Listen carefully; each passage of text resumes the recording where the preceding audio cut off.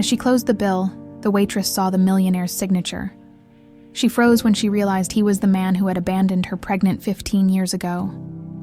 The smell of burnt coffee and grease clung to everything in Hope's diner like a stubborn memory that refused to fade. Marianne Collins moved between the worn vinyl booths with practiced efficiency, her cloth making lazy circles across tables that had seen better decades. At 36, she'd perfected the art of invisibility, just another waitress in a faded uniform that had once been blue, but now looked more like the color of old bruises. The dinner rush was winding down, leaving behind the usual debris of half-eaten burgers and cold fries. Marianne wiped down table 12 for the third time that evening. Not because it needed it, but because keeping busy meant not thinking. Not thinking about the bills stuffed in her purse. Not thinking about the second job she'd have to rush to after this shift. And definitely not thinking about the dreams she'd buried 16 years ago. The TV mounted in the corner droned on about local politics when the anchor's voice suddenly cut through her mental fog. Construction magnate Robert Stanton announced today the groundbreaking of his latest project, a $50 million residential complex that promises to transform downtown development. Marianne's cloth froze mid-wipe. The coffee mug in her other hand slipped, shattering against the linoleum floor in a spray of ceramic and cold coffee. Robert Stanton. There he was, filling the screen in his perfectly tailored suit, silver threading through hair that used to fall carelessly across his forehead when he laughed. The same green eyes that had once promised her forever now looked straight into the camera with the confidence of a man who'd never doubted his place in the world. "You okay, hun?"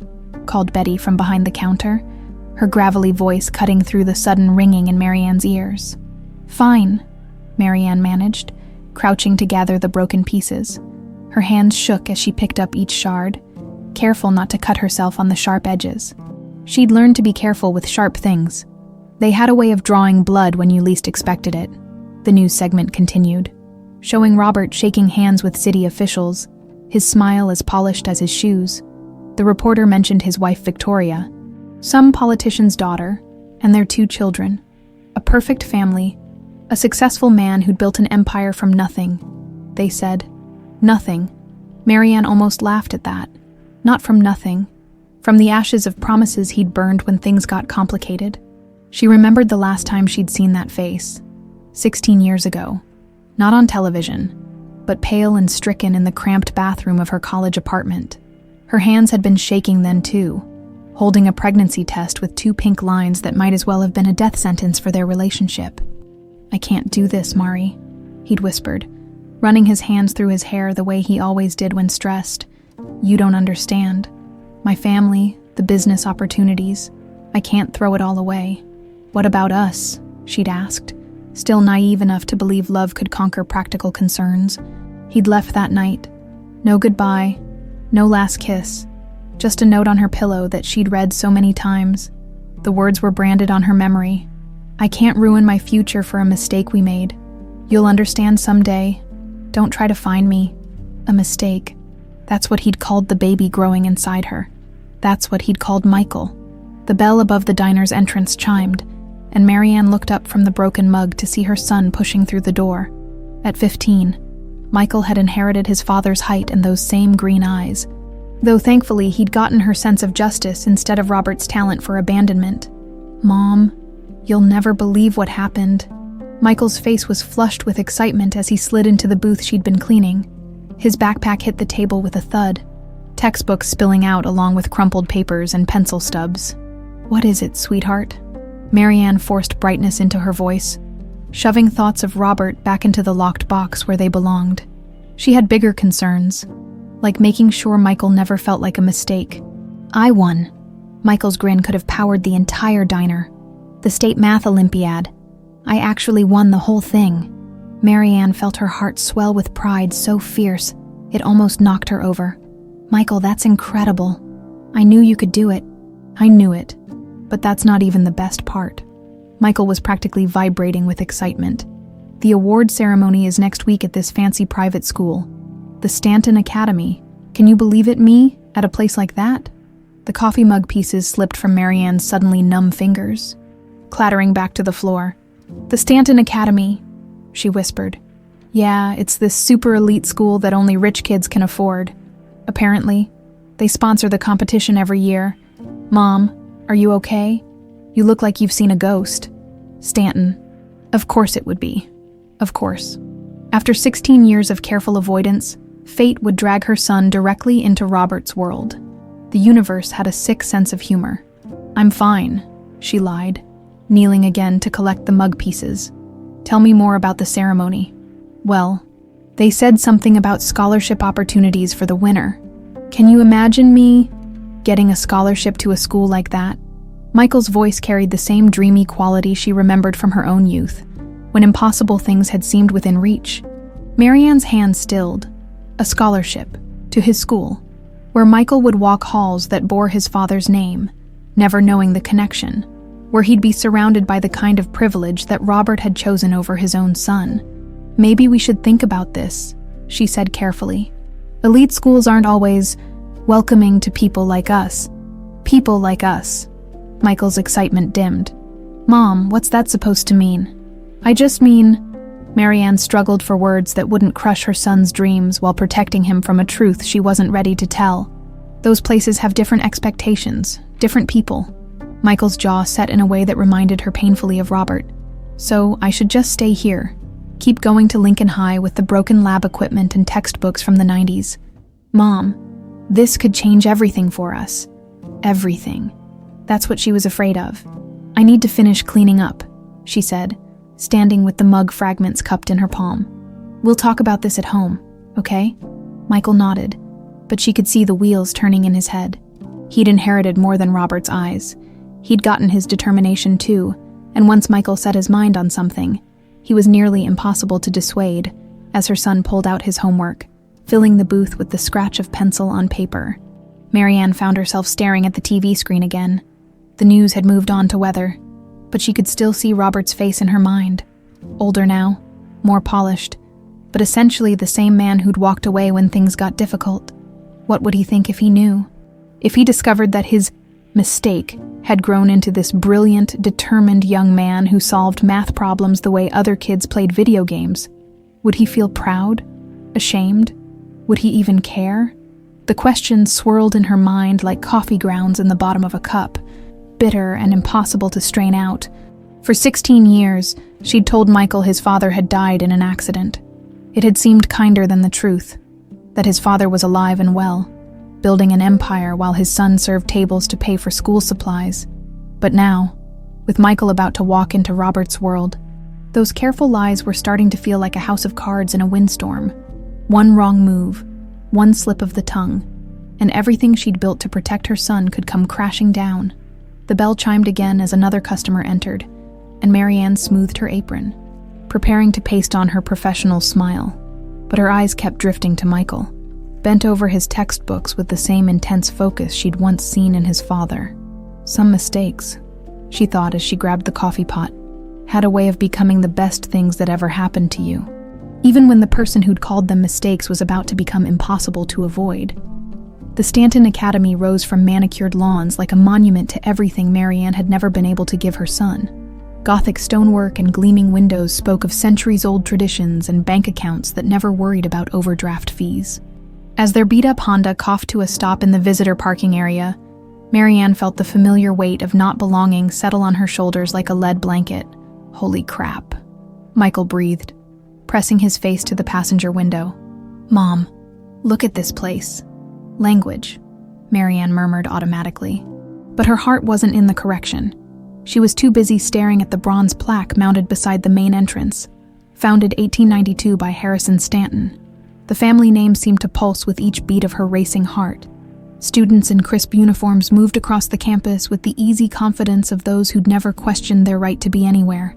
Their backpacks probably cost more than Marianne made in a week, and their casual conversations about ski trips and summer houses in the Hamptons might as well have been in a foreign language. You sure you want to do this? Marianne asked, checking her appearance in the rearview mirror for the third time.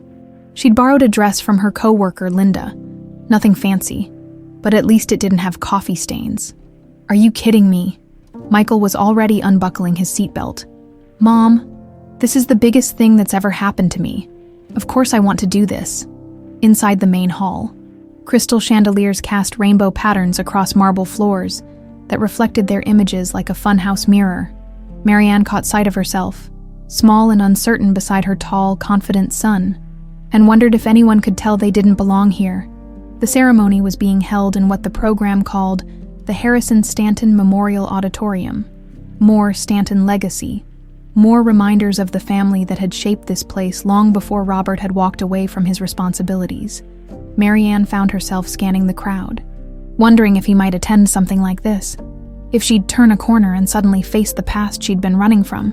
Mrs. Collins, a woman in an expensive suit, approached them with the kind of smile that was all teeth and no warmth. "I'm Dr. Patricia Manning, the academic director. We're so pleased to have Michael here today." "Thank you," Marianne managed, accepting the woman's brief handshake. Dr. Manning's attention immediately shifted to Michael, her smile becoming more genuine. "And you must be our young genius. We've all been quite impressed with your performance in the competition. Truly exceptional work." Michael ducked his head, a flush creeping up his neck. "Thank you, ma'am.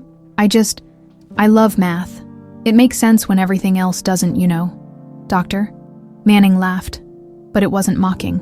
"I certainly do. That's the mark of a true mathematician, finding order in chaos. We should talk after the ceremony about opportunities here at Stanton." As she walked away, Marianne felt a chill that had nothing to do with the air conditioning. Opportunities. At Stanton, where Michael would be surrounded daily by reminders of the father who'd never wanted him. The ceremony began with all the pomp and circumstance money could buy. A string quartet played while distinguished guests filed onto the stage, their names and titles announced with reverent formality. Marianne half listened to speeches about academic excellence and the importance of nurturing young minds. Her attention focused on the audience around them. Wealthy parents beamed proudly at children who'd probably never worried about whether they could afford college textbooks. These were people who planned spring breaks to Europe and discussed stock portfolios over dinner. This was the world Robert had chosen, the life he'd preserved by walking away from her. And now, the announcer's voice cut through her brooding thoughts. "Please welcome our keynote speaker and the president of Stanton Academy's board of directors, Mr. Robert Stanton." Marianne's blood turned to ice water. He walked onto the stage like he owned it, which, she supposed, he probably did. The years had been kind to him in the way they usually were to men with money and good genes. His dark hair was silver at the temples now, and laugh lines crinkled around those green eyes that Michael had inherited. He looked distinguished, successful, and completely comfortable in his skin, everything she'd never been able to become. "Good afternoon," Robert's voice carried easily through the auditorium, warm and confident. "It's my pleasure to be here today to celebrate academic achievement and the bright minds that represent our future." Marianne gripped the armrests of her chair so tightly her knuckles went white. Beside her, Michael leaned forward. Hanging on every word from a man he didn't know was his father. "Education has always been the cornerstone of the Stanton family legacy," Robert continued, and Marianne almost laughed at the irony. Legacy, as if abandoning your child was something to be proud of. "My grandfather founded this institution with the belief that exceptional minds deserve exceptional opportunities, regardless of their background." Regardless of their background, the words hit Marianne like a slap. Easy to say when you'd never had to choose between paying rent and buying your kid new shoes. This year's Math Olympiad winner represents exactly the kind of brilliance we hope to nurture here at Stanton Academy, Robert said, his eyes scanning the audience. "Michael Collins has demonstrated not just mathematical ability, but the kind of innovative thinking that changes the world." Michael straightened in his seat, and Marianne watched her son's face light up with pride. Her heart broke a little more. Here was Robert, praising the boy he'd abandoned, treating him like a prized discovery instead of acknowledging him as flesh and blood. "Michael, would you please join me on stage?" The applause was thunderous as Michael stood, smoothing down his best shirt, the one they'd found at Goodwill last month. Marianne watched him climb the steps to the stage, her throat tight with a mixture of pride and terror. Robert shook her son's hand, and for a moment, Marianne wondered if he'd see it. The resemblance, the familiar, stubborn set of the jaw, the way Michael's eyes crinkled slightly when he smiled. But Robert showed no recognition, just the polished interest of a wealthy man impressed by a promising student. "Tell us, Michael," Robert said, still holding the microphone. "What drives your passion for mathematics?" Michael cleared his throat. And when he spoke, his voice was steady, despite the 100 pairs of eyes focused on him. I guess I like that math doesn't lie to you. 2 plus 2 is always 4. No matter who you are or where you come from. It's honest. Something flickered across Robert's face. Surprise, maybe, or respect. That's a profound way to look at it. And what are your plans for the future? I want to study engineering, Michael said without hesitation. Build things that matter. Bridges, maybe. Or buildings that can help people. My mom always says the best way to honor your gifts is to use them to make the world better. Marianne felt tears prick her eyes. Even here, even in this moment of triumph, Michael was thinking about helping others.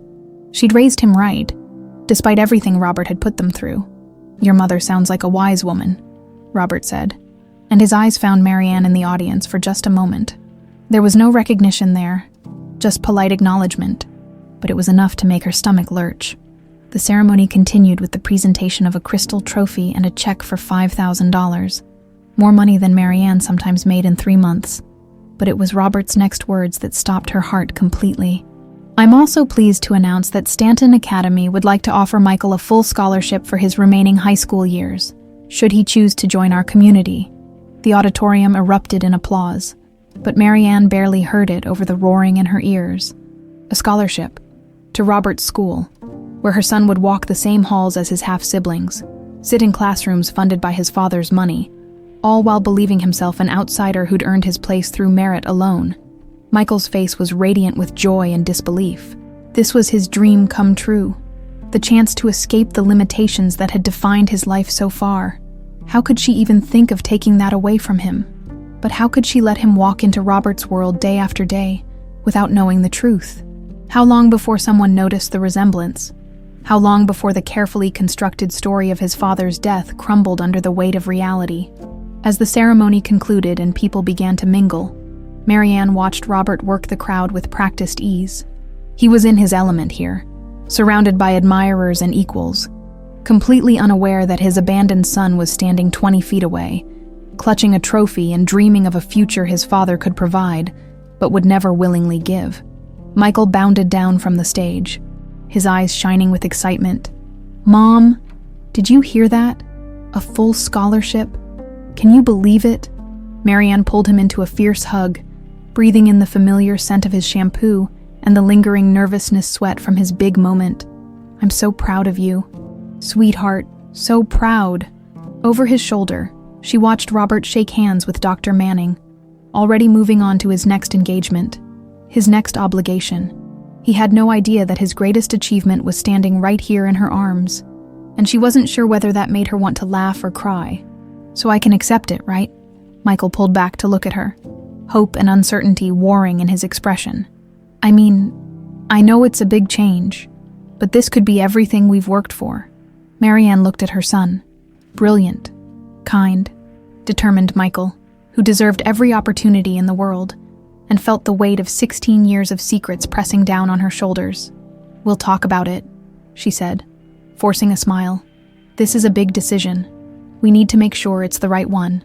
But even as she said it, she knew the choice had already been made. Michael's future was calling, and it wore Robert Stanton's name, Victoria Stanton. Miller sat in her pristine home office, manicured fingers drumming against mahogany as she replayed the ceremony in her mind. 20 years of marriage had taught her to read her husband's expressions like a weather forecast, and yesterday's storm clouds were impossible to ignore. She'd watched Robert during the award presentation, noticed how his polished demeanor had cracked just slightly when that boy, Michael Collins, had spoken about honesty and building things that mattered. Robert's jaw had tightened in a way she recognized, the same tell he displayed when quarterly reports didn't match his expectations. But this was different. This was personal. Victoria pulled up the Academy's website on her laptop, scrolling through photos from the ceremony until she found what she was looking for. There, Michael Collins accepting his trophy, that unmistakable smile, those green eyes that looked hauntingly familiar when paired with the determined set of his jaw. She enhanced the photo, studying the boy's features with the analytical precision that had made her father a successful politician and her a formidable political wife. The resemblance wasn't overwhelming, but it was there, Subtle enough to miss if you weren't looking. Obvious enough to notice if you were. Her phone buzzed with a text from her assistant. James Harris available for consultation this afternoon. Shall I confirm? Victoria typed back immediately. Yes. Priority assignment. James Harris specialized in the kind of discretion that kept Washington's scandals buried and political careers intact. He'd helped her family navigate more than one crisis, always delivering thorough results with ironclad confidentiality. 3 hours later, James sat across from her in the same chair where senators and cabinet members had plotted their next moves. He was unremarkable by design. Average height, forgettable face, the kind of man who could blend into any crowd while collecting secrets. I need you to investigate someone, Victoria said without preamble, sliding a printed photo across the desk. Michael Collins, 15 years old, lives with his mother, Marianne Collins. I want to know everything. Family history, financial situation, any connections to my husband. James studied the photo with professional interest. Any particular reason for concern?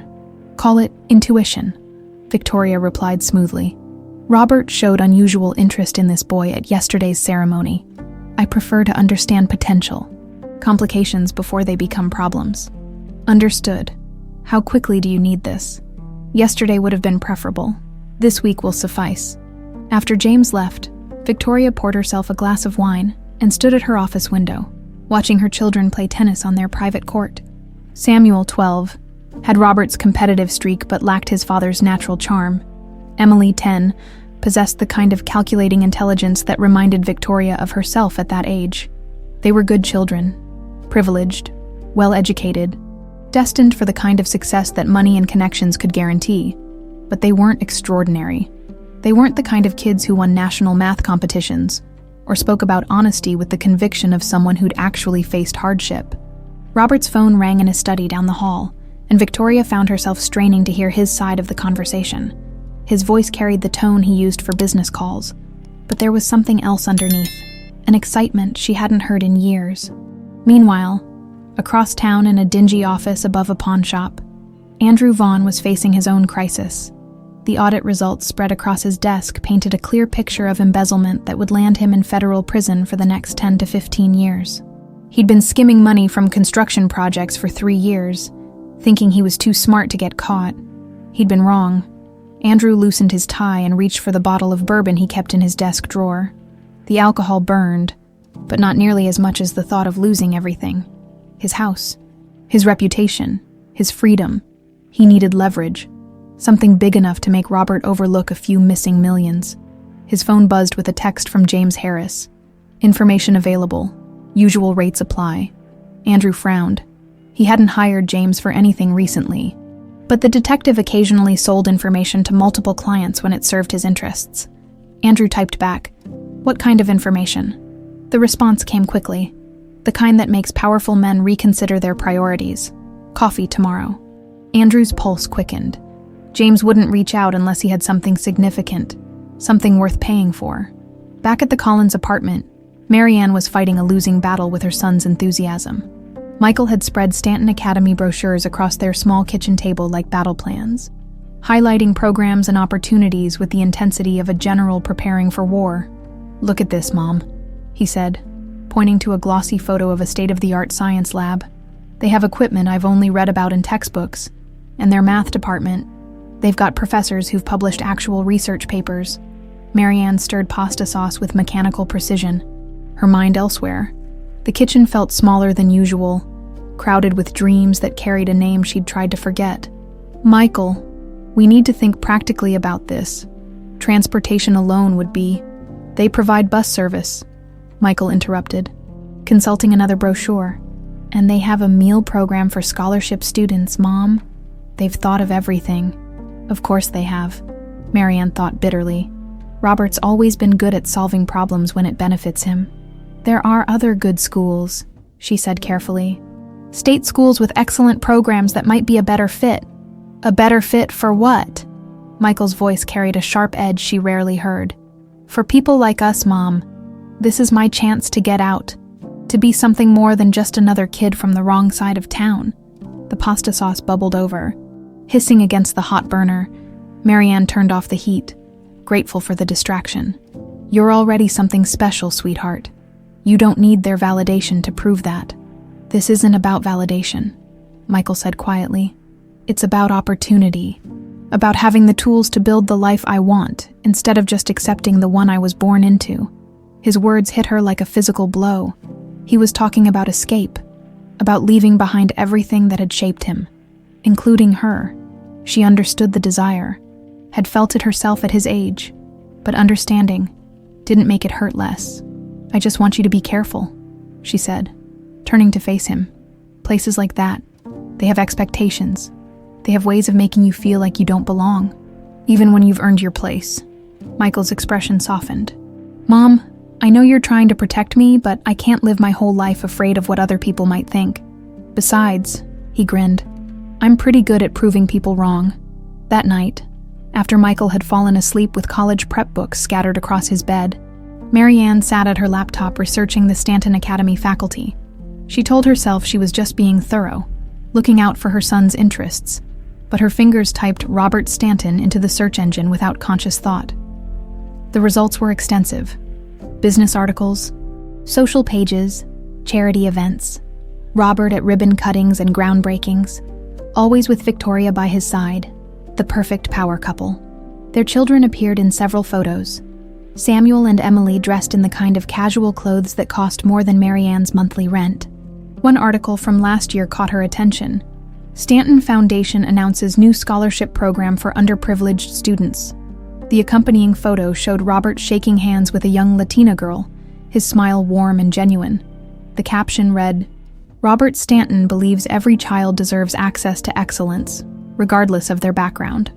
Marianne stared at the screen until her eyes watered. Every child except his own, apparently. Every child except Michael, who'd grown up believing his father was dead rather than simply indifferent. She closed the laptop and poured herself a glass of wine. Cheap stuff from a box, nothing like the bottles she imagined Victoria Stanton kept in her climate-controlled wine cellar. Tomorrow she'd have to call the academy, accept the scholarship on Michael's behalf, and watch her son walk into his father's world without knowing the truth. The next morning, James Harris met Andrew Vaughn at a diner across town from Hope's. Neither man wanted to risk being seen together in their usual haunts. James slid a manila envelope across the sticky table, his expression neutral. "Robert Stanton had a relationship in college," James said without preamble. "Lasted about 2 years, ended abruptly when the girl got pregnant. Her name was Marianne Collins." Andrew's coffee grew cold as he studied the photographs. Young Robert and Marianne looking blissfully happy, completely unaware that their future held abandonment and heartbreak. The dates on the photos lined up perfectly with Michael's age. "The kid doesn't know," James continued. "Mother told him his father died in an accident. Very touching story. Actually, she's worked multiple jobs for 16 years to support him.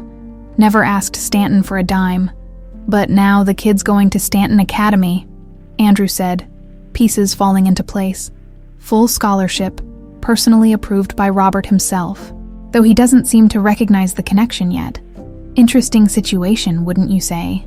Andrew smiled for the first time in weeks. This was better than leverage. This was nuclear ammunition. Robert's carefully constructed image, his marriage to Victoria, his position in society. All of it could crumble if this information surfaced at the wrong time. "How much?" Andrew asked. "For you, professional courtesy rate, $5,000 for the full file." Andrew counted out the cash, his hands steady for the first time since the audit began. He had what he needed now: insurance against prison, against losing everything he'd built.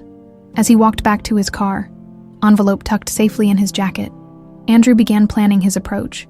Robert valued his reputation above all else. Faced with the choice between prosecuting a business partner for embezzlement or protecting his family from scandal, the decision would be easy. Some secrets, Andrew reflected, were worth their weight in gold. The envelope felt like a loaded gun in Andrew Vaughn's jacket pocket as he walked up the steps to Hope's diner. Through the grease-stained windows, he could see Marianne Collins moving between tables with the efficient grace of someone who'd learned to make every movement count. She had no idea her world was about to change. Andrew chose a corner booth where he could watch both the entrance and the kitchen, ordering coffee he didn't want from a teenager who looked like she'd rather be anywhere else. When Marianne finally approached his table, Wiping her hands on her apron, he studied her face for traces of the young woman in James's photographs. The beauty was still there, buried under years of exhaustion and worry lines, but unmistakable. Her dark hair was pulled back in a practical ponytail, and her uniform hung loose on a frame that had probably been fuller before 16 years of financial stress took their toll. "More coffee?" she asked, already reaching for the pot. "Actually, I'd like to talk to you about your son," Andrew said quietly. "About Michael." Marianne's hand froze halfway to his cup. "I'm sorry. Who are you?" "Andrew Vaughn. I'm a business associate of Robert Stanton's." He watched her face carefully, saw the color drain from her cheeks at the mention of Robert's name. "Perhaps we should speak privately." "I'm working," Marianne said, but her voice had gone thin and uncertain. "I think you'll want to hear what I have to say. It concerns Michael's future at Stanton Academy." 5 minutes later, they sat in Andrew's rental car in the diner's parking lot, the envelope between them like a ticking bomb. Marianne stared at the photographs with the expression of someone watching their past bleed into their present. "Where did you get these?" she whispered, touching the edge of a photo that showed her and Robert laughing at some long-forgotten joke. "That's not important," Andrew said. "What matters is what happens next. See, I have a problem, and you're going to help me solve it." Marianne looked up sharply. "What kind of problem?" "The kind that involves federal prison if Robert decides to be unforgiving about some financial discrepancies in our business relationship." Andrew kept his voice conversational, almost friendly. "But Robert's a family man, very concerned about his reputation. I imagine he'd be quite upset if these photos found their way to the local newspapers." "You want me to blackmail him?" Marianne said flatly. "I want you to arrange a meeting. Just the two of you. Somewhere private. A chance to reminisce about old times. I'll take care of the rest. And if I refuse," Andrew shrugged, "then these photos go public anyway, along with some very interesting information about Michael's parentage. Imagine how that conversation will go. Your son finding out his father is alive, wealthy, and completely unaware of his existence, all because his mother lied to him for 16 years. Marianne's hands shook as she gathered the photographs. "You bastard." "I'm a businessman facing difficult circumstances," Andrew corrected. "Nothing personal. You arrange the meeting, I solve my problem, and life goes on. Michael gets his fancy education, Robert keeps his reputation intact, and you continue your charming charade. Everyone wins. And if Robert doesn't cooperate, then we'll cross that bridge when we come to it. But I think you'll find Robert can be very reasonable when properly motivated." After Andrew left, Marianne sat in the parking lot for 20 minutes, staring at the photos until they blurred together.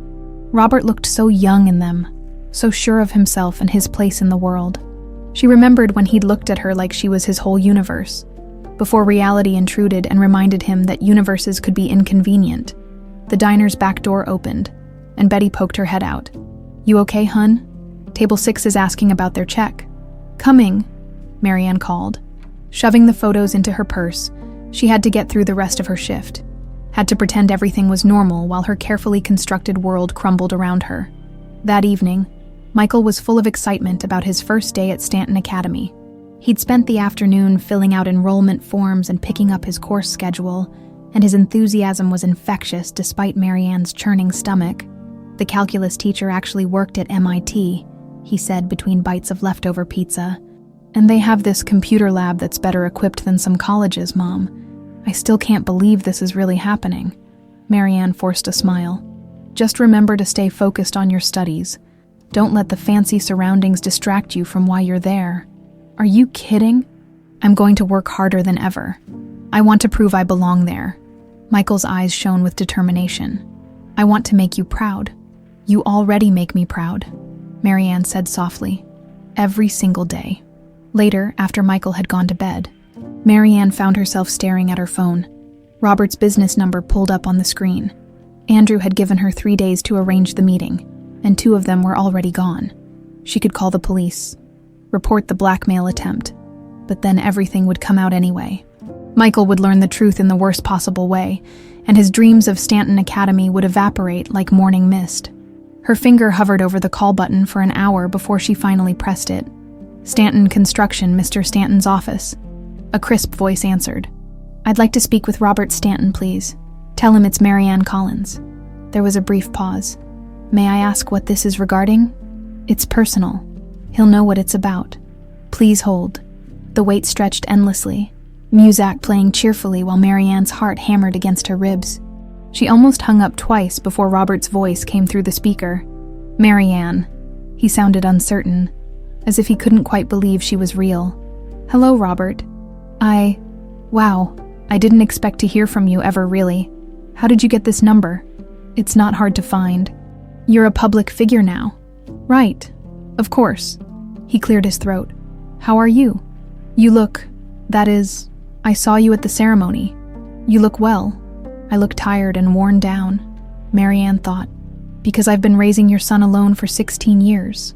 But she said, I'm fine. I was hoping we could meet to talk. Talk about what? About Michael, about the past. There are things you should know. The silence stretched so long she wondered if the call had dropped. Finally, Robert said, I'm not sure that's a good idea. A lot of time has passed, and I have responsibilities now. To your wife and children, yes, I know about them. Marianne's voice was steady, matter of fact. But you have other responsibilities too, whether you acknowledge them or not. Marianne, if this is about money, it's not about money. The words came out sharper than she'd intended. When have I ever asked you for money, Robert? When have I ever asked you for anything? Another long pause. You're right. I'm sorry. That was unfair. I'm not calling to disrupt your life. I just think there are things you need to know. Things about Michael. The boy from the ceremony. He's your son. Yes. He's very bright, impressive kid. He's your kid too. Marianne wanted to scream. But Andrew's threats echoed in her mind. She had to be careful. Had to play this exactly right. Meet me tomorrow night, she said instead. Hope's Diner, where we used to go. 8 o'clock. Marianne, I don't think... Please. The word came out as barely a whisper. Just this once. Give me 1 hour, and then you never have to see me again if that's what you want.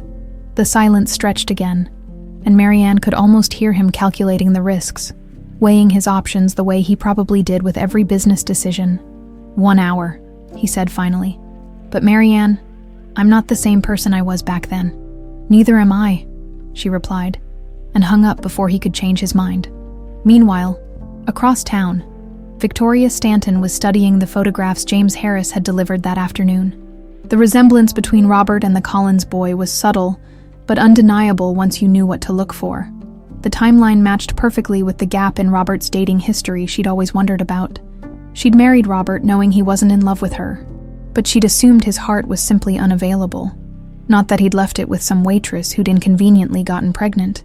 The thought that he'd been carrying a torch for another woman all these years, that he'd built their marriage on the ashes of real love, was almost too much to bear.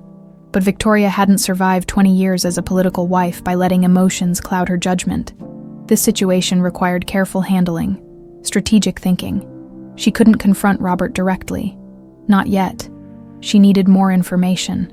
Needed to understand exactly what threat this woman and her son posed to everything she'd built. She picked up her phone and dialed James Harris. I need you to keep watching them, she said. When he answered, the Collins woman and Robert, I want to know about every phone call, every meeting, every breath they take. And James, this stays between us.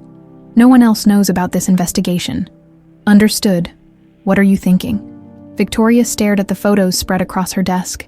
Images of her husband looking genuinely happy in a way she'd never seen in person. I'm thinking, she said slowly, that some problems require permanent solutions.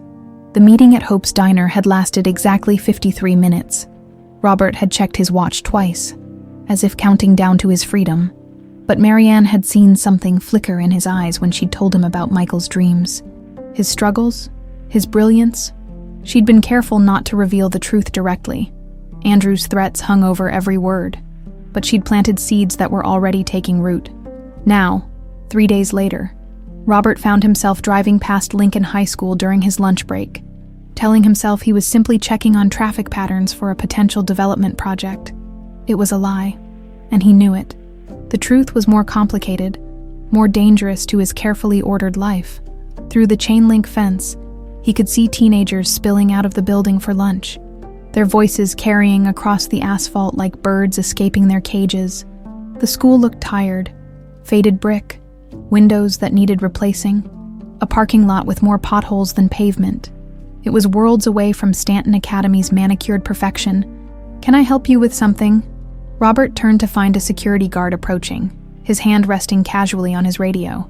The man looked suspicious but not hostile, probably used to concerned parents and the occasional curious stranger. "Just looking at the neighborhood," Robert said smoothly. "I'm in development, always keeping an eye out for potential projects." The guard's expression softened slightly. "Not much to develop around here unless you're thinking low-income housing. These kids deserve better than what they've got, though. Some real bright ones in there." "I imagine so. Public schools often have hidden gems." "You bet. We've got this one kid, Michael Collins. Just won some big math competition, going to that fancy Stanton Academy next semester. First kid from Lincoln to get into a place like that." Robert's grip tightened on his steering wheel. "Michael Collins, you said?" "Yeah, good kid. Works hard. His mom's been busting her tail to give him opportunities. You know, single parent, working multiple jobs. It's nice to see good things happen to good people." After the guard walked away, Robert sat in his car for another 20 minutes, watching the school and thinking about the boy inside. Marianne's son, a kid who'd grown up in this underfunded place, surrounded by limitations, yet somehow managed to excel beyond anything Robert's own privileged children had achieved. That evening, Robert found himself at his computer, researching Michael Collins with the thoroughness he usually reserved for business acquisitions, academic records, social media profiles, local newspaper articles about the math competition. He absorbed every detail like a man dying of thirst. The picture that emerged was of a remarkable young man. Teachers described Michael as brilliant but humble, always willing to help struggling classmates despite his own challenges. His social media was sparse but revealed someone who read voraciously, solved math problems for fun, and worried about his mother working too hard. In one photo, Michael stood beside Marianne at what looked like a school function. She was smiling, but Robert could see the exhaustion in her eyes. The way her clothes hung loose on a frame that suggested too many skipped meals so her son could eat. The guilt hit him like a physical blow. His office door opened without a knock, a privilege reserved for exactly one person. "Working late again?" Victoria asked, her voice carrying that particular tone that meant she knew more than she was saying. Robert minimized his browser window, hoping she hadn't seen what he was looking at. "Just reviewing some project proposals." Victoria moved around his desk with predatory grace, her heels clicking against the marble floor. She was dressed for one of her charity events, something elegant and expensive that would photograph well for the society pages. Anything interesting. She leaned over his shoulder, ostensibly to look at his computer screen, but her perfume was a deliberate distraction. The usual infrastructure projects, commercial developments. Robert kept his voice steady, professional. Victoria straightened, studying his face with the intensity she usually reserved for political opponents. "You seem distracted lately, ever since that award ceremony at the academy. It's been a busy week." "Has it? I thought you might tell me about your lunch meeting yesterday. The one at that charming little diner across town." Robert's blood turned to ice. But years of business negotiations had taught him to keep his expression neutral. "I'm not sure what you mean." "Hope's Diner. Quite the step down from your usual lunch spots. I hear the coffee's terrible, but the conversation must have been fascinating to keep you there for almost an hour." She knew. Somehow, Victoria knew about his meeting with Marianne. Robert's mind raced through possibilities. Private investigators, security cameras, simple bad luck. It didn't matter how she'd found out. What mattered was damage control. An old college friend reached out, he said carefully. "Nostalgia. Nothing more." "Nostalgia." Victoria repeated the word like she was tasting wine. "How lovely. And this old friend. Would that be Marianne Collins, mother of your newest scholarship recipient?" The connection between the questions felt like a trap closing around him. Robert met his wife's gaze steadily, falling back on the poker face that had served him well in boardrooms and political fundraisers. "Yes, we knew each other in college. She wanted to thank me for Michael's scholarship. How thoughtful of her. And I suppose the gratitude took nearly an hour to express. We talked about old times, college memories, It was harmless, Victoria. Victoria smiled. But it was the expression she wore when she was planning something unpleasant. I'm sure it was. Still, you might have mentioned it. We don't usually keep secrets from each other. We keep nothing but secrets, Robert thought, but said only, "You're right. I should have told you." Well, no harm done, though I do think it's interesting how generous you've been with this particular family. A full scholarship is quite an investment. The boy earned it. His test scores were exceptional. I'm sure they were.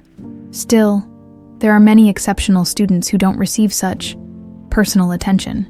Victoria moved toward the door, then paused. I think I'd like to meet this remarkable young man, and his grateful mother, of course. Perhaps we could have them for dinner sometime. The suggestion hit Robert like a sledgehammer. The thought of Michael and Marianne sitting at his dinner table, surrounded by his legitimate family, making polite conversation while devastating secrets lurked beneath every word, was almost too much to bear. That's not necessary, he said quickly.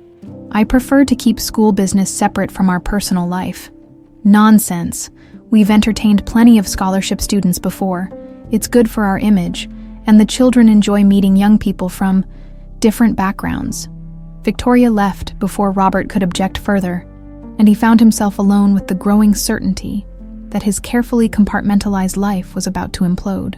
Meanwhile, across town, Marianne was dealing with her own unwelcome visitor. She'd just finished her shift at the diner when a woman approached her in the parking lot. Elegant, expensively dressed with the kind of confidence that came from never having to worry about money. Ms. Collins, I'm Victoria Stanton. I believe you know my husband. Marianne's keys slipped from her suddenly nerveless fingers. This was Robert's wife, the woman who'd gotten everything Marianne had been denied. Security, status, a place in Robert's life. Mrs. Stanton, Marianne managed. I wasn't expecting. Of course you weren't. I hope you don't mind the surprise, but I wanted to speak with you about your son. About Michael. Victoria's smile was perfect. Warm enough to seem friendly, cool enough to establish dominance. She looked like the kind of woman who'd never worked a day in her life, but somehow always managed to look effortlessly put together. What about Michael? He's going to be attending Stanton Academy, isn't he? My husband was quite enthusiastic about offering him a scholarship. Marianne bent to retrieve her keys, using the moment to steady herself. Michael earned that scholarship. His test scores. Oh, I'm sure he's very bright. Exceptional, even. Robert seems quite taken with him. Victoria's tone was conversational, but there was something underneath it that made Marianne's skin crawl. It's wonderful when children overcome their circumstances. Don't you think, rising above their limitations? The insult was delivered so smoothly that it took Marianne a moment to process it. When she did, anger flared hot and bright in her chest. Michael doesn't have limitations, she said quietly. He has potential. More than most kids who've had every advantage handed to them. I'm sure he does. Still, Stanton Academy can be challenging for students from different backgrounds, the social expectations, the academic pressure. Sometimes even the brightest children struggle to fit in. Is that a threat? Victoria laughed, a sound like crystal breaking. Goodness no. Why would you think that? I'm simply concerned about Michael's adjustment. Perhaps it would be easier for everyone if he attended a school more suited to his background. And perhaps, Marianne said, her voice steel soft, you should worry about your own children's education instead of mine. Victoria's smile never wavered, but something cold and calculating flickered in her eyes. Of course, though I do hope we can all work together to ensure Michael's success. I'd hate for any complications to arise that might affect his opportunities. She walked away before Marianne could respond, leaving behind only the lingering scent of expensive perfume and the unmistakable feeling that she'd just been threatened by someone with the power to follow through. That night, as Marianne helped Michael with his calculus homework, she watched his face light up as he worked through complex equations with ease. He belonged at Stanton Academy. His mind was built for the kind of challenges they could offer, but the price of that opportunity was becoming clearer every day. Robert's interest in Michael was growing more obvious, more dangerous. Victoria was clearly suspicious and potentially vindictive, and somewhere in the background, Andrew Vaughn waited with his photographs and threats. ready to detonate everything if Robert didn't cooperate. The web was tightening around all of them, and Marianne wasn't sure how much longer she could protect her son from the truth that was fighting to break free. Michael's first week at Stanton Academy had been a blur of marble hallways, designer uniforms, and whispered conversations that stopped when he approached. He'd expected the academic challenge: advanced calculus, AP physics, literature courses that assumed familiarity with books his old school's library didn't own. What he hadn't expected was the subtle but persistent reminder that he didn't belong. It started small. Samuel Stanton, a 7th grader with his father's green eyes and his mother's calculating smile, had made a point of asking Michael about his previous school in front of a group of 8th graders. The question itself was innocent, but the way Samuel said previous school, like he was discussing a communicable disease, made Michael's cheeks burn. Lincoln High, Michael had answered honestly, watching their faces change as they processed the name of the public school across town. "Oh," said Emily Stanton, Samuel's younger sister, with the kind of fake sympathy that cut deeper than outright cruelty. "That must have been different." By Friday afternoon, Michael had heard enough whispered comments about scholarship kids and charity cases to understand his position in the social hierarchy. He told himself it didn't matter. He was here for the education, not to make friends with kids who'd never worried about whether they could afford lunch. But it did matter. It mattered when he ate alone in the cafeteria while clusters of students discussed weekend plans at their parents' vacation homes. It mattered when teachers called on him with the particular tone reserved for students they expected to struggle. And it mattered most when he overheard Samuel Stanton telling a group of friends that his father felt sorry for students like Michael. "Dad says it's important to give back to the less fortunate," Samuel had said, his voice carrying clearly across the courtyard. "Mom thinks it's just for show, but Dad's always been soft-hearted about these things." Michael had stood frozen behind a pillar, books clutched against his chest, as laughter rippled through the group. Less fortunate, charity case, soft-hearted gesture. Each phrase hit him like a physical blow, but it was the casual cruelty that hurt most, the way they discussed his life like it was entertainment. That evening, Michael sat at the kitchen table in their small apartment, staring at homework he couldn't concentrate on. The contrast between Stanton Academy's opulent library and their cramped living space felt more pronounced than ever. His mother moved around the kitchen, preparing dinner with the efficient movements of someone who'd learned to stretch every ingredient. "How was school today?" Marianne asked, not looking up from the stove. "Fine," Michael said automatically, then caught himself. His mother deserved better than lies. "Actually, it was pretty rough." Marianne turned, her expression immediately concerned. "What happened?" "Nothing specific, just the other kids aren't exactly welcoming. I keep hearing things about scholarship students, about how I'm there because the school feels sorry for me." "Michael, is it true?" The question burst out of him before he could stop it. "Am I there because Mr. Stanton feels sorry for us? Because we're poor, and he wanted to look good?" Marianne's face went pale. She set down her spoon and moved to sit across from him, her hands clasped tightly in her lap. "You're there because you're brilliant," she said firmly. "Because you earned it. Don't let anyone tell you otherwise." "But why me? There are other smart kids at Lincoln, kids with better grades even. Why did Mr. Stanton single me out?" The question hung in the air between them, heavy with implications Michael didn't understand. Marianne looked like she was drowning, struggling for words that wouldn't come. Before she could answer, Michael's phone buzzed with a text from a number he didn't recognize. "Check the school message board. Thought you should know. A friend." Michael frowned, pulling up the Stanton Academy student portal on his laptop. The message board was usually filled with announcements about chess club meetings and debate team tryouts. But tonight, there was something different. A post from an anonymous account, uploaded just an hour ago. "Anyone else think it's weird how interested Mr. Stanton is in the new scholarship kid? Word is he's been asking teachers about Michael Collins specifically. Maybe there's more to this charity case than meets the eye." The responses had already started flooding in. "My dad says Stanton doesn't do anything without a reason. There's gotta be some angle. Maybe the kid's mom worked for him or something. You know how these arrangements work. I heard she's a waitress at some dive across town. Total gold digger move." Michael felt his world tilt sideways. "Mom," he said quietly, not looking up from the screen. Mom, what aren't you telling me? Marianne's silence was answer enough.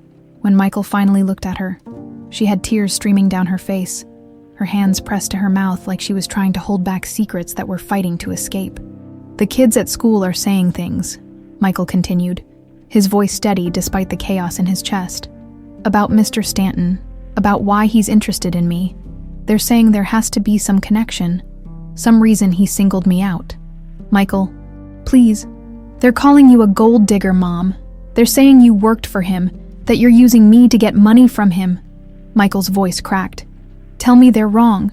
Tell me you don't know Robert Stanton. The name hung between them like a blade. Marianne flinched when he said it, confirming what Michael was beginning to suspect. I knew him, she whispered. A long time ago, before you were born. How long ago? In college, we dated. Michael stared at her, pieces of a puzzle he'd never known existed clicking into place. You dated Robert Stanton, the man whose school I'm attending, the man who gave me a scholarship.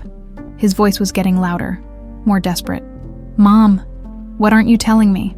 Marianne was crying openly now, 16 years of carefully constructed lies crumbling around her. Michael, I wanted to tell you so many times. I wanted to. Tell me what? But even as he asked, Michael knew the truth was written in his mother's tears, in the guilty way she couldn't meet his eyes, in the timing of everything that had brought him to this moment. Robert Stanton is your father, Marianne said, the words falling like stones into still water. The silence that followed was deafening. Michael sat perfectly still, processing information that reframed his entire existence. The scholarship wasn't charity. It was guilt. Mr. Stanton's interest wasn't kindness. It was recognition, maybe even remorse. My father, Michael repeated slowly. The man I met at the ceremony. The man whose children have been making fun of me all week. Michael, you told me he was dead. Michael's voice was flat, emotionless. You told me he died in a car accident when I was a baby. You made me put flowers on an empty grave every year on his birthday. I wanted to protect you. From what? From knowing I had a father who was alive. From knowing I wasn't abandoned. I was just inconvenient. Marianne reached for him, but Michael pulled away. It wasn't like that. He didn't know. He didn't know what? That you were pregnant? That I existed? He knew I was pregnant, Marianne admitted. But he left before you were born, he said. He said he couldn't ruin his future for a mistake. The word hit Michael like a physical blow. Mistake. That's what his father had called him. The same thing the kids at school were calling him now, just in different words. So the scholarship, Michael said, understanding flooding through him. He knows who I am. I don't think so. Not yet. But he's starting to suspect, I think. And other people are asking questions. Michael thought about the message board post, about the whispered conversations, about Samuel and Emily Stanton's casual cruelty toward their own half-brother. The irony was almost too much to bear. I've been going to school with my siblings, he said wonderingly. They've been making fun of me for being poor while their father, our father, watches from his office, probably trying to figure out why I look familiar. Michael, I know this is a lot to process. A lot to process. Michael stood up so quickly his chair toppled backward. Mom, you lied to me about everything, about who I am, about where I come from, about why I'm at that school. Do you have any idea what this means? I was trying to protect you. From what? From having a father. From knowing I belonged somewhere. Michael's voice cracked with emotion. Do you know what it's like to feel like you don't fit anywhere? To always wonder why you're different. Why you don't look like anyone in your family photos. You look like me. I look like him too. Don't I? That's why people are starting to talk. That's why the kids at school think there's some connection. Marianne nodded miserably. You have his eyes, his stubbornness, his brilliance. Michael laughed, but there was no humor in it. His brilliance. Right. The brilliance he passed on to the mistake he never wanted to acknowledge. Michael, please. I need some air, Michael said, grabbing his jacket. I need to think about this, about all of it. Where are you going? Michael paused at the door, looking back at the woman who'd raised him alone, who'd worked multiple jobs to give him opportunities, who'd loved him enough to lie to him for 16 years. To find my father, he said. I think it's time we had a conversation." The door closed behind him with a quiet click, leaving Marianne alone in the kitchen with the weight of 16 years' worth of secrets finally exposed. Outside, Michael walked through the night toward downtown, toward the gleaming office building where Robert Stanton worked late into the evening. Completely unaware that his past was about to knock on his door, the Stanton construction building rose 43 stories into the Seattle night, its glass facade reflecting the city lights like a constellation of ambitions. Michael stood on the sidewalk across the street, his hands shoved deep in his jacket pockets, watching office windows glow with the warm light of people working late. Somewhere up there, behind one of those windows, was the man who'd abandoned him before birth. The security guard in the lobby looked up from his newspaper as Michael approached, taking in the teenager's jeans and worn sneakers with the practiced eye of someone paid to keep the wrong people out. "Buildings closed to visitors after 6, the guard said, not unkindly but firmly. "You need to come back during business hours." "I need to see Robert Stanton," Michael said, surprised by how steady his voice sounded. "It's urgent. Mr. Stanton doesn't take walk-in appointments, kid. You'll need to call his office and schedule something through his assistant. Tell him Michael Collins is here to see him. Tell him it's about his son." The guard's expression shifted slightly, confusion replacing routine dismissal. "His son, kid, Mr. Stanton's children are at home doing homework right about now." "Not all of them," Michael said quietly. Something in his tone made the guard reach for his phone. The conversation was brief, mostly listening on the guard's end, with occasional glances at Michael that grew more curious by the second. "Elevator bank 3, the guard said when he hung up. 38th floor, mister. Stanton will meet you there." The elevator ride felt eternal. Michael watched the numbers climb. 20, 25, 30, each floor taking him further from the safety of anonymity and closer to a confrontation 16 years in the making. He caught his reflection in the polished steel doors, green eyes wide with nervous energy, jaw set with determination he'd inherited from a man he'd never met. The elevator opened onto a reception area that screamed wealth and power. Abstract art that probably cost more than Marianne's annual salary hung on walls of burnished wood, and the carpet was so thick it muffled his footsteps. Everything was designed to intimidate. To remind visitors of their place in the hierarchy, Robert Stanton stood with his back to the elevator, silhouetted against floor-to-ceiling windows that offered a commanding view of the city. He was still wearing his suit from earlier in the day, but his tie was loosened and his sleeves rolled up, giving him the appearance of a man who'd been wrestling with difficult problems. "Michael," Robert said without turning around, "I have to admit, I wasn't expecting to see you tonight." "I wasn't expecting to be here," Michael replied, stepping into the reception area. "But then again, I wasn't expecting a lot of things that I learned today." Robert turned slowly, and for the first time, they faced each other with the truth hanging between them like a live wire in the artificial light of the office. The resemblance was unmistakable. The same bone structure, the same green eyes, the same stubborn set to their jaws. "You know," Robert said, "it wasn't a question. I know my mother lied to me for 16 years. I know you're my biological father. I know you abandoned her when she got pregnant."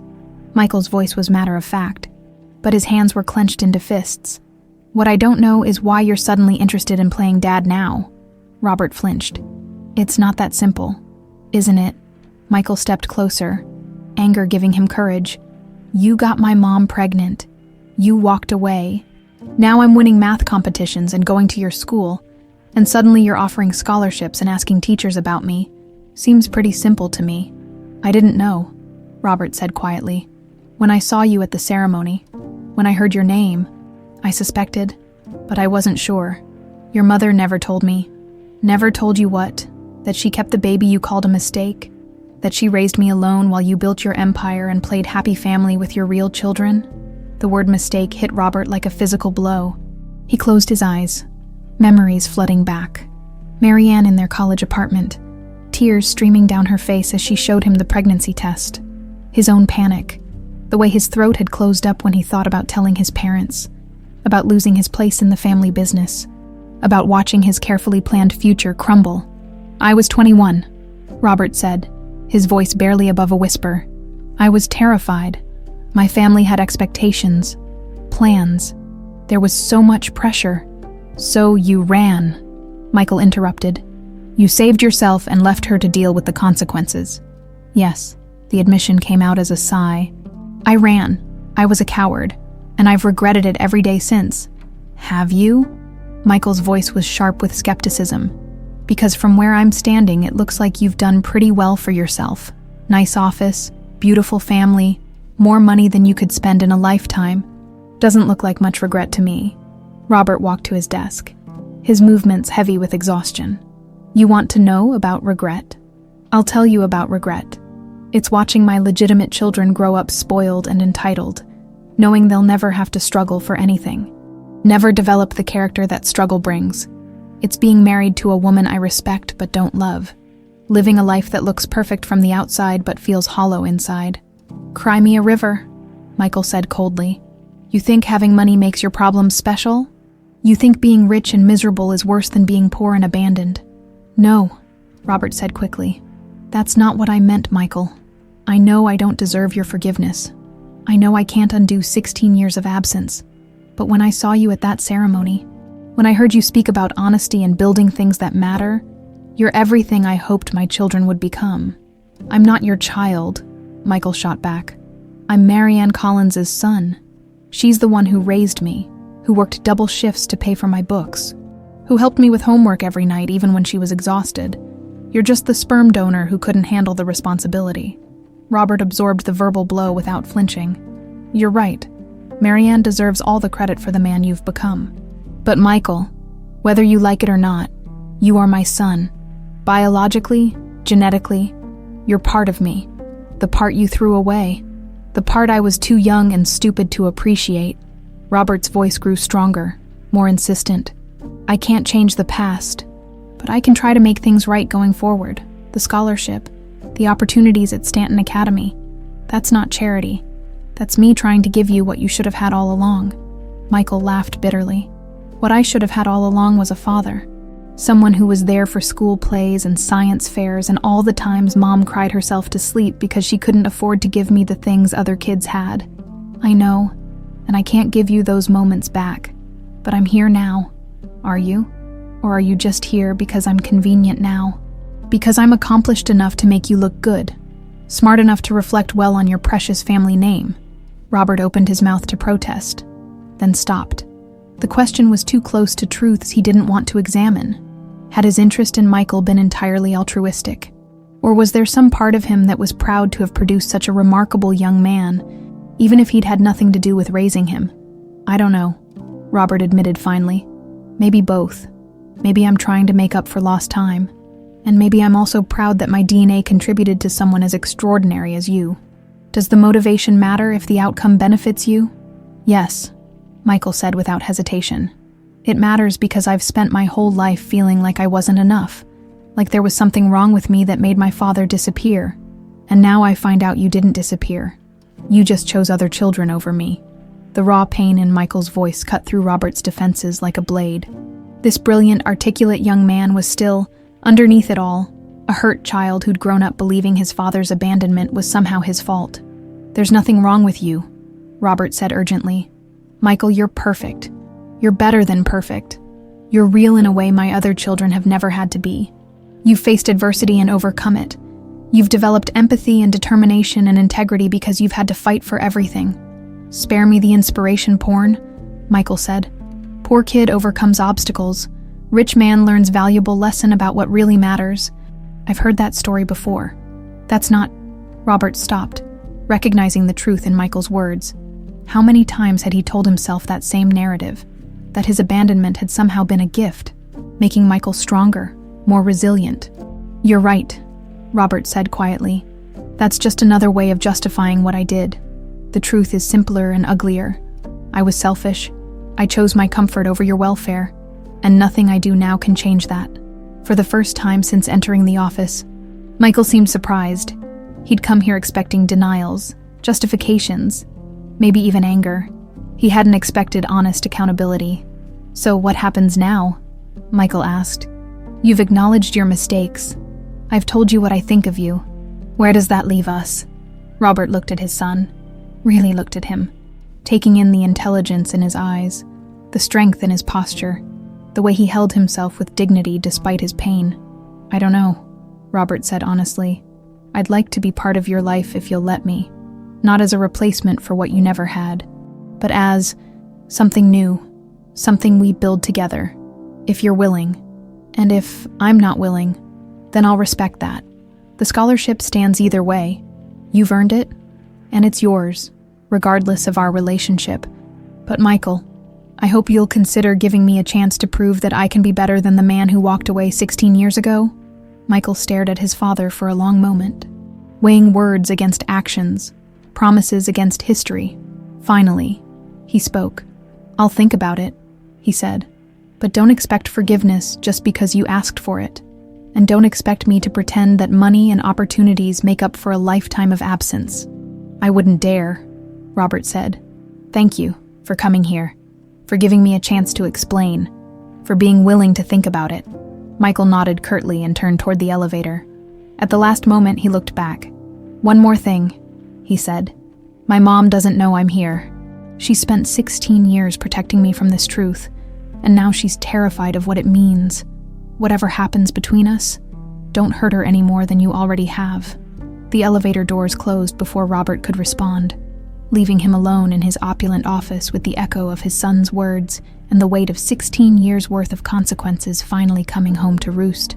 Michael returned home to find his mother sitting at the kitchen table, her hands wrapped around a cold cup of coffee. Her eyes were red-rimmed from crying, and she looked up when he entered with the expression of someone expecting a verdict. "I went to see him," Michael said without preamble. Hanging his jacket on the back of a chair, Marianne's breath caught. "Oh, sweetheart, what did he say?" "He admitted it, all of it." Michael sat across from her, his anger from earlier replaced by something more complex, hurt mixed with a strange kind of relief. "He said he was young and scared, that he's regretted it ever since." "Do you believe him?" Michael considered the question seriously. "I think he believes it. Whether that makes it true is something else entirely." They sat in silence for a moment. The weight of 16 years' worth of secrets finally lifted, but leaving behind a landscape neither of them recognized. "Mom," Michael said quietly, "I need to ask you something, and I need you to tell me the truth. Are there other people who know about this? People who might use it against us?" Marianne's face went pale. "What do you mean?"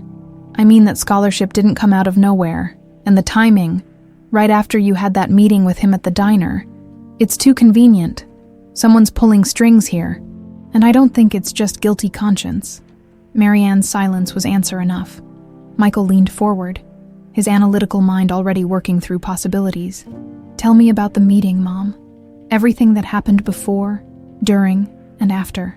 Slowly, reluctantly, Marianne told him about Andrew Vaughn's threats, about the photographs, about the impossible choice between protecting Michael from the truth and protecting him from public humiliation. With each detail, Michael's expression grew more focused, more determined. "So this Andrew guy has evidence of your relationship with Robert," Michael said when she finished. "And he's using it to blackmail him into covering up some kind of financial crime." "I think so. He said something about federal prison if Robert didn't cooperate." Michael was quiet for a long moment, his mind racing through implications and possibilities. "Mom, I need you to do something for me tomorrow. I want you to call Andrew Vaughn and arrange another meeting. Tell him you have new information about Robert, something that might be useful." "Michael, no, I won't let you get involved in this. I'm already involved," Michael interrupted. "The moment I walked into Stanton Academy, I became a pawn in whatever game these people are playing. But here's the thing about chess, Mom. Pawns can become queens if they're smart enough to reach the other side of the board." The next morning, Michael arrived at Stanton Academy with a new sense of purpose. He'd spent the night researching Andrew Vaughn, using his computer skills to dig through public records, business filings, and news articles. What he'd found was a pattern of financial irregularities stretching back 3 years. Nothing prosecutable yet, but enough to suggest that Andrew's desperation was well-founded. During lunch, instead of eating alone in the cafeteria, Michael made his way to the computer lab. The school's network security was sophisticated, but not impenetrable. Michael had been testing its boundaries for weeks, partly out of curiosity, and partly because understanding systems was how he made sense of the world. What he found in the school's administrative files made his blood run cold. Emails between Dr. Manning and Victoria Stanton discussing the Collins situation. Messages about monitoring the scholarship recipients' integration and ensuring that family dynamics remain stable. They were watching him. More than that, they were actively managing his experience at the school, controlling what he saw and who he interacted with. The isolation he'd felt, the subtle hostility from other students. It wasn't accidental, but it was Victoria's most recent email that made everything click into place. A message to Dr. Manning from yesterday evening. The situation has escalated. Michael Collins now knows about his parentage. We need to consider damage control options before this becomes public knowledge. Michael screenshot the email and several others, then carefully erased his digital footprints. He was dealing with people who had resources and influence, but they'd made a crucial mistake. They'd underestimated him. That afternoon, Michael approached Samuel Stanton after chemistry class. His half-brother was surrounded by his usual group of admirers, but Michael's presence scattered them like startled birds. "We need to talk," Michael said simply. Samuel's eyes narrowed with suspicion. "About what, scholarship boy? About why your mother is so interested in my family background. About the emails she's been sending to Dr. Manning. About what she's really afraid of." The color drained from Samuel's face. Whatever he'd expected Michael to say, it wasn't that. "I don't know what you're talking about," Samuel said, but his voice lacked conviction. "Sure you do. You're 12. Not stupid. You've noticed how differently your parents have been acting since I started here. You've heard the hushed conversations. Seen the way your father watches me during school events?" Michael leaned closer, his voice dropping to a whisper. "Want to know a secret, Samuel? We're not as different as you think." Before Samuel could respond, Michael walked away, leaving his half-brother staring after him with dawning comprehension. That evening, Marianne met Andrew Vaughn at a coffee shop downtown. Michael watched from across the street, using a camera app on his phone to record the conversation through the window. He couldn't hear what they were saying, but body language told the story.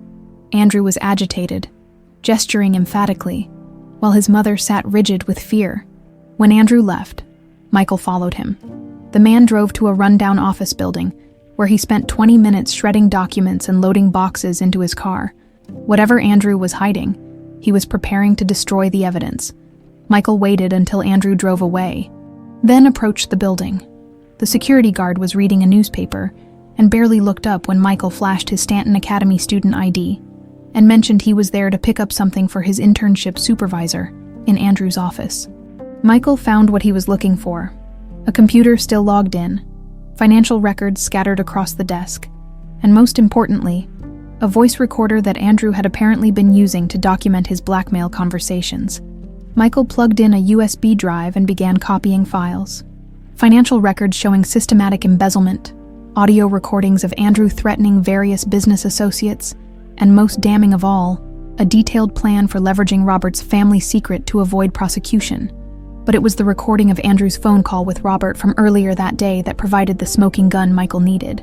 "You have 48 hours to transfer $2 million to my offshore account."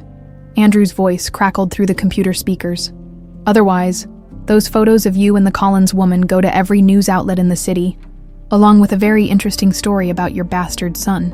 Robert's response was barely audible. "You're asking me to bankrupt my company to cover your crimes. I'm asking you to make a choice, Robert. Your reputation or your freedom, because if I go down for this, I'm taking you with me. I've got records of every shortcut you've taken, every safety violation you've ignored, every bribe you've paid to get permits approved. You're not as clean as you pretend to be." Michael felt a chill run down his spine. This wasn't just about embezzlement. It was about systematic corruption that could destroy Robert's entire empire. And Michael was the leverage being used to make it all possible. He finished copying the files and was about to leave when he heard footsteps in the hallway. Andrew was coming back. Michael quickly shut down the computer and looked around for another exit. The office had a window that opened onto a fire escape, but it was a 15-foot drop to the alley below. He could try to hide, but there was nowhere to go in the small space. The footsteps stopped outside the door. Michael heard the jingle of keys. In desperation, he grabbed the voice recorder from Andrew's desk and hit record, then hid behind a filing cabinet just as the door opened. "I know you're in here," Andrew called out, his voice slurred with alcohol. "Security camera caught you coming in. Kid, might as well come out and save us both some trouble." Michael stayed perfectly still, barely breathing, as Andrew searched the office. The man was drunk and angry, muttering to himself about smart-ass kids and ruining everything. "You think you're so clever," Andrew continued, overturning papers and opening desk drawers. "But you don't understand what you're dealing with. This isn't some math problem you can solve with logic. This is the real world, where money talks and everything else is just noise." Andrew's phone rang, interrupting his search. "What?" he answered harshly. "The Collins woman called," a voice said. Michael recognized it as James Harris, the private investigator. "She wants to meet again tomorrow. Says she has information about the boy that might be useful." "What kind of information?" She wouldn't say over the phone, but she sounded scared, desperate. "Whatever it is, she thinks it's valuable enough to trade."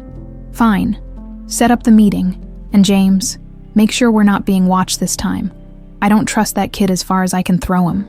After Andrew left, Michael waited 10 minutes before emerging from his hiding place. The voice recorder had captured everything. Not just Andrew's threats, but his confession about the scope of his blackmail operation as Michael climbed down the fire escape into the alley. He felt a strange sense of calm settle over him. For the first time in his life, he had real power. Not the power that came from being smart or hardworking, but the power that came from knowing secrets that could destroy people. Tomorrow, he would use that power, not for revenge, not for personal gain, but to protect the people he loved and to ensure that men like Andrew Vaughn couldn't use other people's children as weapons in their private wars. The game was about to change, and Michael Collins intended to win. Michael spent the morning of the meeting setting his trap with the precision of a master chess player executing a final gambit. He'd chosen Pioneer Square for the confrontation, public enough to ensure safety, but with enough ambient noise to cover their conversation from casual eavesdroppers. At exactly 2 p.m., he positioned himself at a coffee cart across from the designated meeting spot, watching as his mother approached the bench where Andrew Vaughn waited. Even from a distance, Michael could see the tension in Marianne's shoulders, the way she clutched her purse like a lifeline. Andrew looked worse than he had the night before. Unshaven, clothes wrinkled, the desperate edge of a man watching his world collapse in real time. He gestured impatiently as Marianne sat down, clearly expecting whatever information she'd promised to deliver. Michael activated the recording app on his phone and began walking toward them, timing his approach perfectly.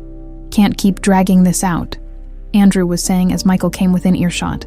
"Robert's getting suspicious, and that wife of his is asking too many questions. I need leverage I can use right now, today." "I told you," Marianne replied, her voice steady despite her obvious fear.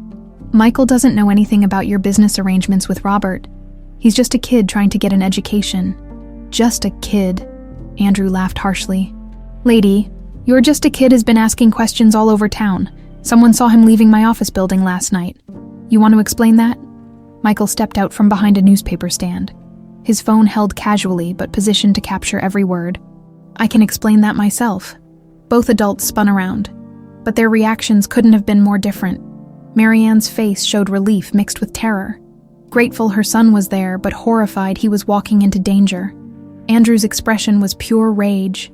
"You little bastard," Andrew snarled, rising from the bench. "What the hell do you think you're doing?" "Collecting evidence," Michael said calmly, holding up his phone so Andrew could see the recording app. "You've been very chatty lately, Mr. Vaughn, especially about your plans to blackmail my father." "Your father?" Andrew's eyes narrowed. "So you do know." "I know everything. About the embezzlement, about the offshore accounts, about the $2 million you're trying to extort from Robert Stanton. I also know about your conversation with James Harris last night, and your detailed plans to destroy my family if you don't get your way." Andrew's face went pale. "You can't prove anything." Michael smiled, pulling out a second device, the voice recorder he'd stolen from Andrew's office. "Actually, I can. Would you like to hear your own voice threatening to expose my mother's relationship with Robert? Or maybe the part where you admit to systematic fraud dating back 3 years? You broke into my office. That's illegal. Anything you recorded there won't hold up in court. Maybe not, Michael conceded. But it doesn't have to hold up in court. It just has to hold up in the court of public opinion. Imagine what the Seattle Times would do with a story about a corrupt businessman trying to blackmail one of the city's most prominent families. Imagine what that would do to your reputation. Your business relationships, your ability to make deals in this town ever again?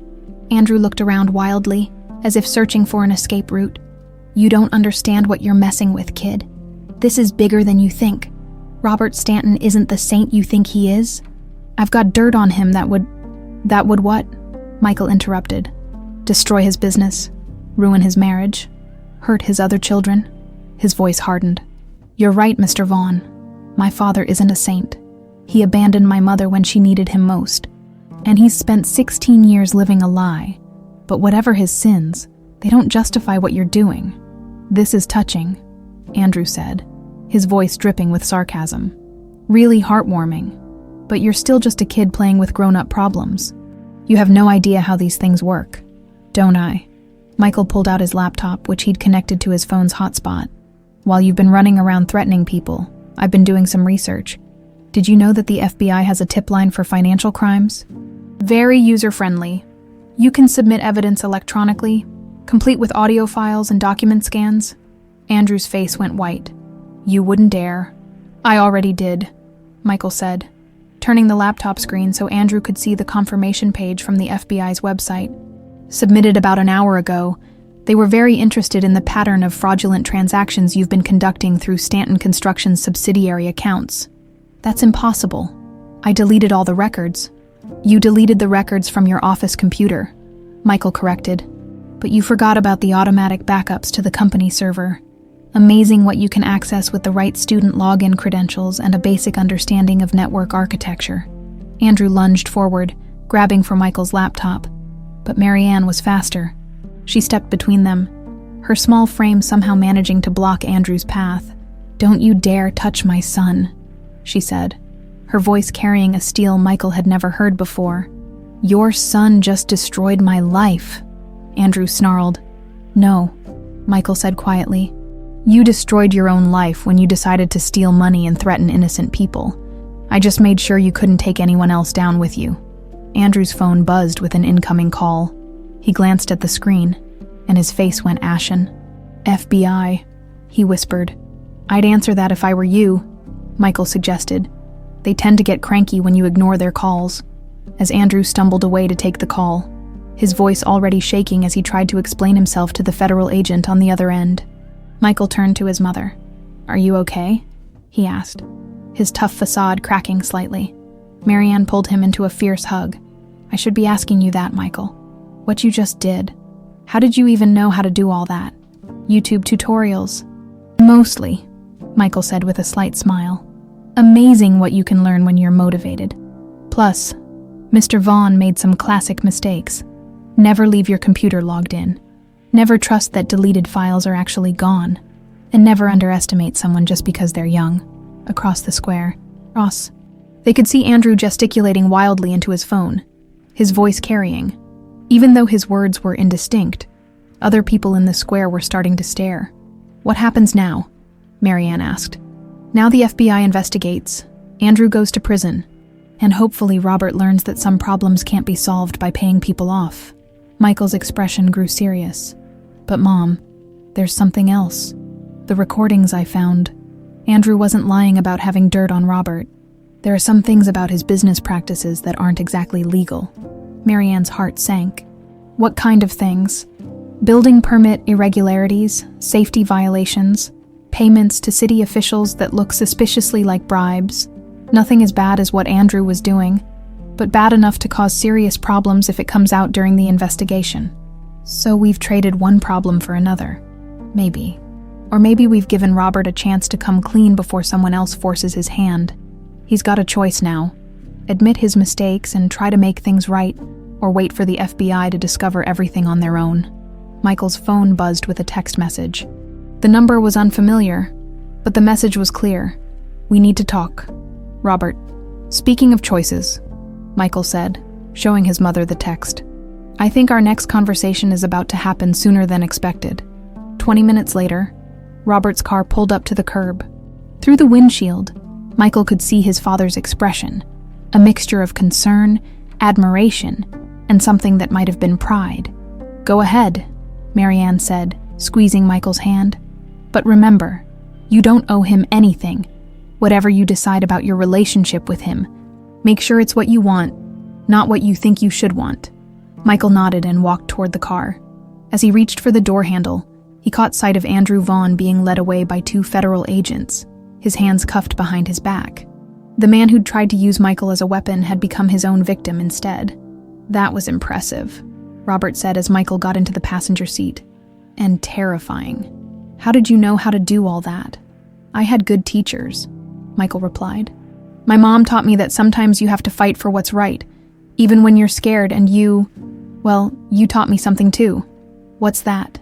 "That intelligence without integrity is just sophisticated stupidity. Andrew was smart, but he was also corrupt. That made him predictable, and predictable opponents are easy to defeat." Robert was quiet for a long moment. "The FBI is going to want to talk to me about Andrew's allegations. I know. Some of what he said about my business practices, it's not entirely wrong. I know that too. And you still helped me anyway." Michael looked out the window at his mother, who was watching them with worried eyes. "I didn't help you. I helped her, and myself, and all the other people. Andrew might have hurt if he'd gotten away with this." "Fair enough." Robert started the engine. "What happens now, Michael? Between us, I mean." Michael considered the question seriously. "I don't know yet, but maybe that's okay.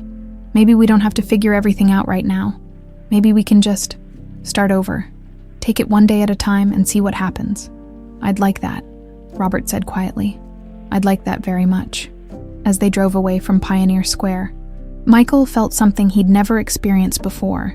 The strange, tentative beginning of what might someday become forgiveness. It wouldn't be easy, and it wouldn't happen overnight, but for the first time in his life, it felt possible. 3 months later, the scandal that had consumed Seattle's business community was finally settling into memory. Andrew Vaughn had pled guilty to embezzlement and fraud, receiving a sentence of 8 years in federal prison. The investigation into Stanton Construction had resulted in hefty fines and mandatory oversight. But Robert's cooperation with federal authorities had kept him out of prison. The personal cost, however, had been steep. Victoria had filed for divorce the day after Robert's public admission of having a son outside their marriage. The proceedings had been swift and brutal.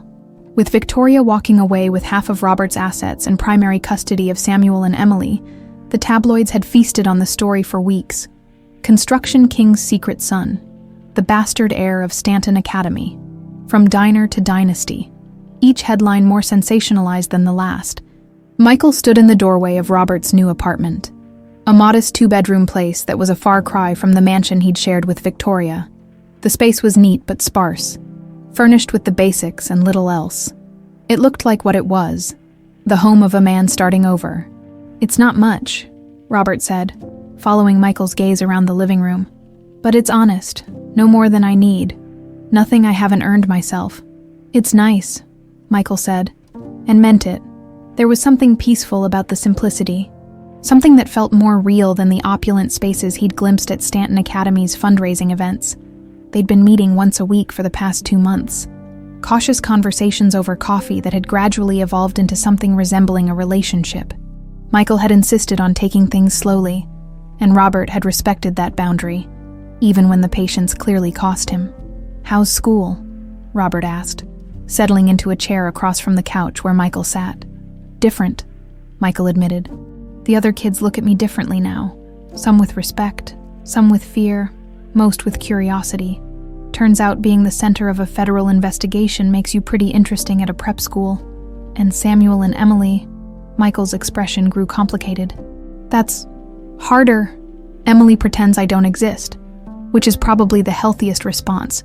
Samuel keeps staring at me like he's trying to solve a puzzle he doesn't have all the pieces to. They're angry," Robert said quietly. "At me, at the situation, at having their world turned upside down. I don't blame them. Do you miss them?" The question caught Robert off guard. He was quiet for a long moment, staring out the window at the Seattle skyline. "Every day, but I also realize I never really knew them." I was so busy being the father I thought they needed, provider, disciplinarian, example of success, that I forgot to just be their dad. It's not too late, Michael said. With them, kids are more resilient than adults give them credit for. Maybe. Victoria's made it clear that any relationship I have with them going forward will be on her terms. And honestly, I'm not sure I deserve better than that. Michael leaned forward. Can I ask you something? Do you regret it? All of it. The divorce. The scandal. Losing half your company. Robert considered the question seriously. I regret the pain it's caused other people. I regret that Samuel and Emily are hurt and confused. I regret that your mother had to endure weeks of photographers camped outside her apartment building. But regret the choices that led us here. He shook his head. No. For the first time in 20 years, I'm living honestly. That's worth something. Even if it means losing everything you built. I didn't lose everything, Robert said, meeting Michael's eyes. I lost things that were never really mine to begin with. A marriage based on convenience. Wealth built on compromises I shouldn't have made. Respect I hadn't actually earned. What I gained. He paused. What I gained was the chance to know my son. That seems like a fair trade. Michael felt something loosen in his chest. A knot of anger and resentment he'd been carrying for months. I'm not ready to call you Dad yet, he said quietly. I know, and that's okay. I'll earn it, or I won't. But either way, I'm not going anywhere. They sat in comfortable silence for a while, watching the sunset over Elliott Bay. Finally, Michael spoke again. Mom's been seeing someone. Robert's eyebrows rose slightly. Oh, Dr. Martinez from the community clinic where she volunteers? He's a good guy. Treats her like she deserves to be treated. Makes her laugh. Michael studied Robert's face carefully. How does that make you feel? Happy for her? Robert said, and seemed surprised by the truth of it. Marianne deserves someone who sees her value from the beginning, not someone who took 16 years to figure it out. If this Dr. Martinez makes her happy, then I'm grateful to him. That's very mature of you. Don't sound so surprised, I'm learning. Michael's phone buzzed with a text from his mother. Dinner in an hour. David's making his famous enchiladas. You're both invited if you want. Michael showed Robert the message. Wanna come? Fair warning. Mom's been cooking for Dr. Martinez a lot lately, so there might be some relationship awkwardness. Are you sure that's a good idea? Probably not, Michael said with a grin. But we're all going to be part of each other's lives going forward. Might as well figure out how to do it without making everything weird. An hour later, they sat around Marianne's small dining table. 4 people trying to navigate the complex dynamics of a family that had formed in the most unconventional way possible. Dr. David Martinez was younger than Robert, by about 10 years, with kind eyes and an easy laugh that filled the apartment with warmth. So you're the famous Michael, David said, as Marianne served enchiladas that smelled incredible. Your mom talks about you constantly. I feel like I know you already. All good things, I hope, Michael replied, earning a laugh from David and a mock stern look from his mother. Mostly good things, Marianne said, settling into her chair. Though I may have mentioned your tendency to take on problems that are way too big for a 16-year-old to handle. 17 next month, Michael corrected. And technically, I solved the problem. By breaking into someone's office and confronting a federal criminal, Robert added dryly. Let's not forget that part. Details, Michael said with a wave of his hand, making everyone laugh as dinner progressed. Michael watched the interplay between the adults with fascination. David was clearly smitten with Marianne, treating her with a reverence that spoke of someone who understood her worth. Marianne seemed more relaxed than Michael had seen her in years, the constant stress lines around her eyes finally beginning to fade. Most surprising was Robert's behavior. Michael had expected awkwardness, maybe even jealousy, but instead his father seemed genuinely pleased by Marianne's happiness. He asked David thoughtful questions about his work at the clinic, complimented the meal with obvious sincerity, and showed none of the territorial behavior Michael might have anticipated. This is nice, Marianne said as they cleared the dishes. All of us together like this, it feels normal. Is that what we are now? Michael asked. Normal. I think we're something better than normal, David said, earning appreciative looks from everyone. We're intentional.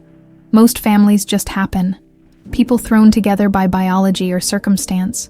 But you all chose this. You chose to forgive, to trust, to build something new together. That's pretty remarkable. After David and Robert left, together as it turned out, since David had offered Robert a ride home, Michael helped his mother finish cleaning up. "So," Marianne said as she loaded the dishwasher, "how are you feeling about everything, Robert? David? The whole complicated mess of our lives?" Michael considered the question. "Better than I expected. Robert's not the father I imagined when I was growing up, but he's trying to be the father I need now.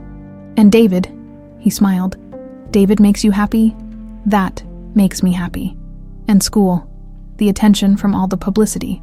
Dying down finally. Turns out teenagers have short attention spans, even for family scandals." Michael leaned against the counter. "Mom, can I ask you something? Do you ever regret keeping the truth from me for so long?" Marianne dried her hands on a dish towel, taking time to formulate her answer. "I regret that you had to learn it the way you did. I regret that my lies put you in danger with Andrew. But do I regret protecting you from the pain of knowing you were unwanted? No, I don't regret that. I wasn't unwanted," Michael said quietly. "You wanted me? That was enough." Marianne's eyes filled with tears. "More than enough. You were everything." Michael hugged his mother, breathing in the familiar scent of her shampoo and the lingering aroma of enchilada spices. For 17 years, it had been just the two of them against the world. Now their family was expanding, becoming more complex, but also richer. "I love you." "Mom," he said, "everything else is just details." 6 months later, Michael stood at the podium in Stanton Academy's auditorium, delivering the valedictorian speech to a crowd that included his mother, Robert, David, and even Samuel and Emily, who had tentatively begun rebuilding relationships with their father and half-brother. "Family," Michael said, looking out at the faces of his classmates and their parents, "isn't just about the people you're born to. It's about the people who choose to love you, who show up for you, who help you become the person you're meant to be. Sometimes family looks traditional, and sometimes it looks like something no one's ever seen before. But what makes it family isn't the form it takes. It's the love that holds it together." As applause filled the auditorium, Michael caught sight of his unconventional family in the audience. Marianne was crying happy tears. David had his arm around her shoulders, and Robert was applauding with the pride of a father who'd finally learned what that word really meant. It wasn't the family Michael had dreamed of as a child, but it was better than his dreams. It was real, complicated, hard-won, and absolutely perfect in its imperfection. It was chosen, and that made all the difference.